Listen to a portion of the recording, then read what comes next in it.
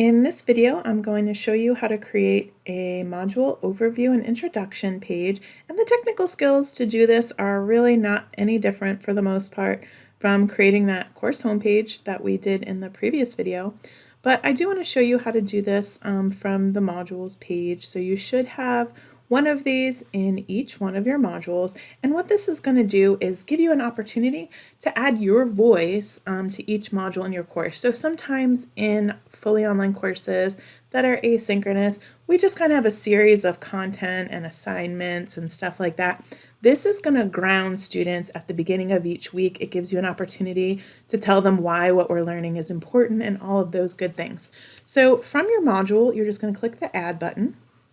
And then you're going to tell Canvas what you want to add, which is a new page, create page, and then for the page name, I'm going to do week 1 overview and introduction.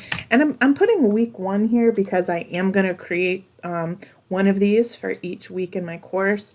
And so I can't have like 16 pages just named overview and introduction. So I just put week 1 at the beginning there and then add item.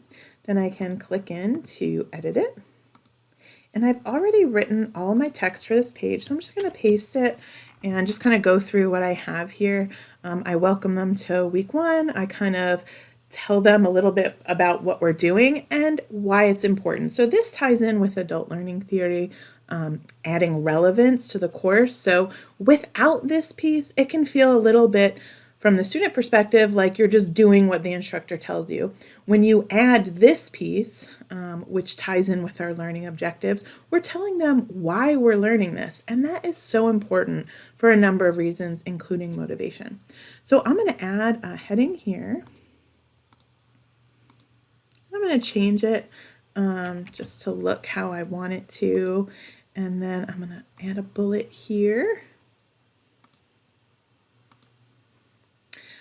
And I kind of give them guidance. So this is my opportunity, again, to add my voice. I'm telling them it's really important. I'm telling them why I've assigned this reading. And then I'm going to put a picture. So this is my pretend baking class, which I always use for my example courses.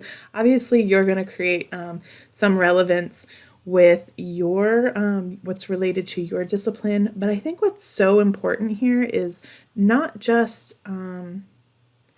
giving them like a to-do list, which I do. I love giving a to-do list, but I also want to bring myself into the course. Storytelling is so important. We know that, emotion opens the door to long-term memory. So all of these things that you can do to kind of add relevance and bring in a little bit of emotion, storytelling, showing pictures, especially if they're of you. This picture that I'm about to add is not of me, but it is of something that I created.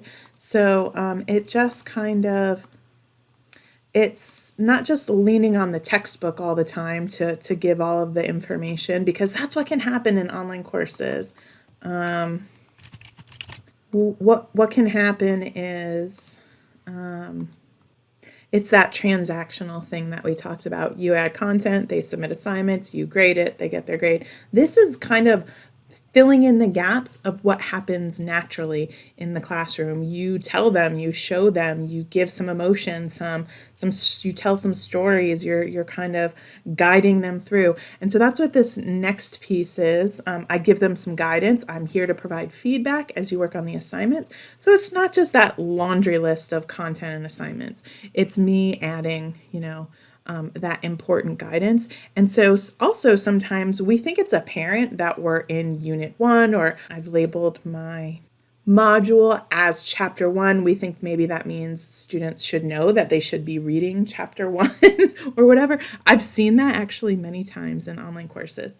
So this piece, this to-do list, gives me an opportunity to explicitly say what students should be doing as they complete the course this week. So you can see I say things that are not necessarily even a part of something I would add to the course, like reading in their textbook or some task that they need to do, like scheduling time in the lab to work on it, and kind of giving them, I'm going to give them the due date for the final project, and I'm going to add some formatting there to make that extra clear. So again, this isn't technically a difficult thing to do. You can keep it simple.